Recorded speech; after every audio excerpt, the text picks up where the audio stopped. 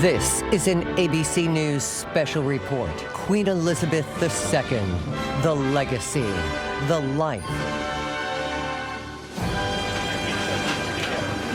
Good morning, everyone. Actually, it's just after 2 o'clock in the afternoon here in London. I'm Robin Roberts, live at Buckingham Palace as we celebrate the end of a remarkable era. Queen Elizabeth's extraordinary legacy, a lifetime of devotion, and now her eldest son, King Charles III, taking on the moment he has been preparing for his whole life. As we see him make his way here to the palace, that's a live look at the new king arriving at Buckingham Palace with the Queen Consort, his wife, Camilla. This is the first time their people are seeing the new monarch after the death of his beloved mother. King Charles and Camilla taking in the touching tributes. They will, once they arrive here. The crowd has been growing all morning long, and there have been so many tributes all around the world, especially outside of Buckingham Palace, which they will see, because for many Britons, this is the only monarchy that they've ever known, Queen Elizabeth. I'm going to bring in our foreign correspondent, James Longman, who just happened to grow up here in London. What does this moment mean to you, seeing King Charles coming here to Buckingham Palace for the first time as king? It's a huge moment, Robin. I mean, it's massive. Getting used to the idea of saying King Charles. I think he's literally just about to come up here now to what will be his new palace, his new home.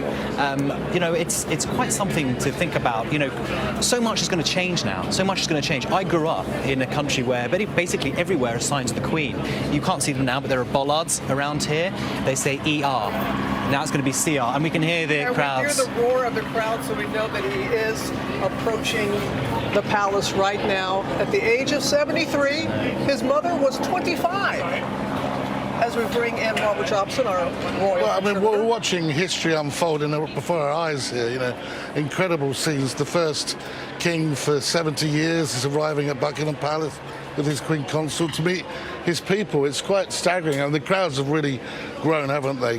And you can see them going into Buckingham Palace, which is the facade, which is basically really our White House, if you like, in terms of what's going on. There he is, first glimpse of him stepping out with the Queen Consort, stepping out in black, of course in mourning, as she would be, followed by her husband. Elizabeth said she wanted her to be referred to as Queen Consort. That was a very important moment when she said she wanted that to happen. I think at the moment Queen Elizabeth said she wanted it to happen, it was just as read.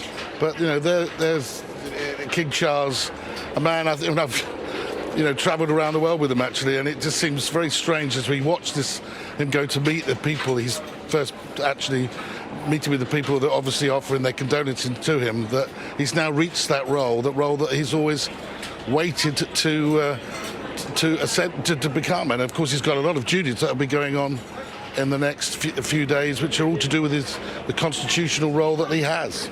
And seeing him right here, Robert and James, it's so reminiscent of his mother. Absolutely. I mean, that's what she did, the walkabout, really connecting with people as King Charles is doing right now. What do you think his mother, how did she prepare him for what we're seeing right now, this moment as King of England? I think it's all about duty. That was what Queen Elizabeth was about. Instilling in all of us, but most particularly her son, a sense that this is not about him, this is about the people. You assume a kind of ethereal quality when you become monarch, I think. He's kind of stepped up into this new role. The Prince Charles that we knew is no more. People are their minds will switch. He is now king. He has now got the chance to spread the magic that his mother spread. It's not automatic in monarchy. I think you bring it yourself. And you've known him, Robert, for many years, and you think he is really ready for this moment? Absolutely no question. I mean, it's not a question of him been in training. He's the longest person who's been waiting for the role. Now, there's no training school for this. They sit and watch what happens and how it develops. But this man is an incredibly incredible person, I think. He's an intelligent man. He's a statesman. He's a very, very people person. And I think when you see him now connecting, he understands the role he's got to perform. He's not going to try to compete or compare to his mother. Of course he's not. But he has set out his own stall and be his own king in his own way. It may be a short reign. That doesn't matter. He will put his stamp upon that reign. Because at the age of 73, his son, Prince William, Will it be different now for Prince William and his family?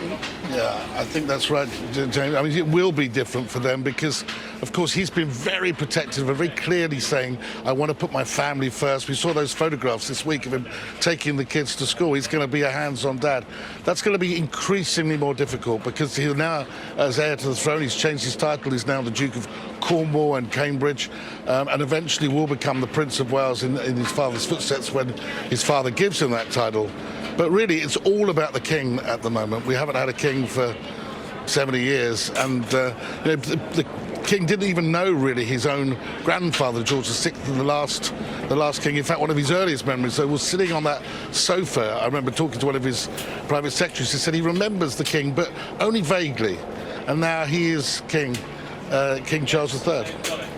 And James, he really seems to be taking time and connecting. And you being from here, what does that mean when the King of England is shaking your hand and taking a moment like this? You're a little teary-eyed. Well, I mean, I've got to tell you, this morning, Robin, I sat around the kitchen table with my husband, and we did have a little cry. We're in our 30s. Why would we be crying at the death of a woman, you know, of 96 years of age? But it's because she kind of meant so much, because she's always been there. There's a constant. She's above politics, above the fray, above the kind of national conversation about anything. We knew she was there, a constant in a time of constant change.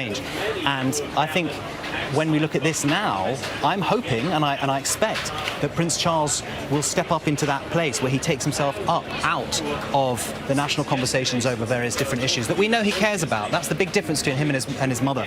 We didn't really know what she thought about anything. We know a lot about what Prince and now King Charles thinks, but he's going to have to move away from that. He is, but it's very interesting. He's there connecting on that walkabout. We live in quite dangerous times, you know, with issues you've got to...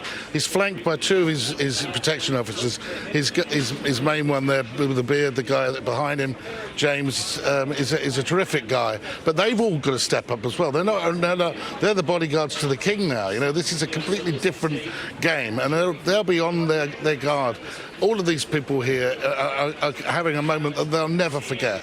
I think that's what the Queen said to the King. The last King said to the Queen, when you meet somebody, they will cherish that moment for the rest of their lives. You won't remember them, but they will remember you. They will remember that moment. And I think we're seeing that moment of connection with the public right now, right in front of us. And history, as I say, is being made. Does the day unfold for him? Parliament? He's now going to go on with a constitutional role, being king. He's a constitutional monarch in a parliamentary democracy, so that he's got to have an audience with the Prime Minister, Liz Truss, but he's not only got to deal with that Prime Minister of Great Britain, he's got to deal with the Prime Ministers of Australia, Canada, New Zealand, and all the other realms of which he is king, and have conversations with them. And of course, there's going to be a really important moment later when he addresses the nation, really, and pays tribute, and a heartfelt tribute to his mother, of course, but also lays out the fact that he is going to be devoted to the people and be a king for the people. I've just heard something quite recently there. There's also, when the Ascension Council sits, for the first time, it looks now like it's definitely going to be televised. That's a departure from the past, all those sort of mystique traditions that we used to have. No, it's all done behind closed doors. They're opening the doors up. They're letting some daylight in on the magic, and I think that's a good thing. And that's the Queen's legacy. That's what she did. It's a new day. It's a new day. I'm going to go to our colleague now, Amy Robach, who is in Scotland, where the Queen spent her final days. And what has been the mood there all day long, Amy? Oh, it's one of solemnness, and certainly people are eager to pay their respects to the Queen, because right now, yes, the Queen's body remains at Balmoral, just a few hours from here, but she will be making her way here to Edinburgh. She will first be placed at Holyrood House, which is one of her many residences, and people here in Edinburgh will be able to come to the house, pay their respects to the Queen, and then we then know that she will be royal members of the royal family will be coming here to Edinburgh as well to hold a vigil in the Queen's honor. honor at St. Giles Cathedral, just a short distance from where we are standing right here. So there is a lot of preparation going on right now here in Edinburgh. There's a lot of closed streets, a lot of traffic, and a lot of people coming to this town so that they get a chance to say their final goodbyes to the only queen that most people knew here in Great Britain for their entire lives during her 70 years. 4 out of 5 people here in Great Britain only knew Queen Elizabeth II as their monarch, and many people here are eager to pay their respects, Robin. Out of 5. As always, appreciate your reporting, Amy. Want to get some final thoughts from you gentlemen when you see again King Charles III here in London, here in Buckingham Palace, for the first time, meeting the people. What are you going to take away from that moment? I think it's just extraordinary to see a man that we've seen for 70 years finally king. It's a moment he's waited for his whole life. I'm looking at the faces of these people now saying, wanting to speak to him. And, a lot of them are wishing him well for his mother, and they'll feel tremendous loss on his behalf for her. And he'll take great comfort from that. But boy, Charles III, it's going to take some getting used to. Robert? Well, there was a moment just in the crowd there which I think summed up Charles, the walkabout and his openness to people. One woman pushed forward and said, "Can I have a kiss?" She grabbed him, gave him a kiss on the cheeks, and he gave her a hug. Now that is a real connection that would put the alarm bells amongst those poor security guards.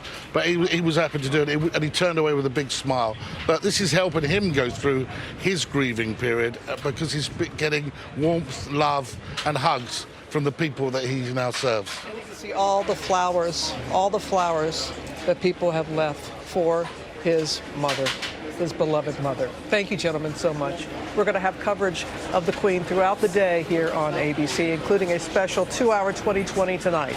And we will be back on the air at 1 o'clock Eastern when King Charles addresses the nation for the first time as king. We're going to go back now to our regular programming at this hour. For many of you, that is Good Morning America. Have a good day. This has been a special report